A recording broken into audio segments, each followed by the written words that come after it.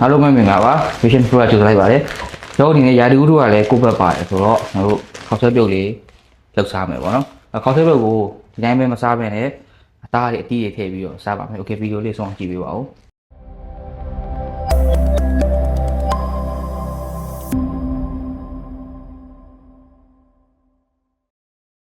အသားလေးကိုပပလေးလှီပါမယ်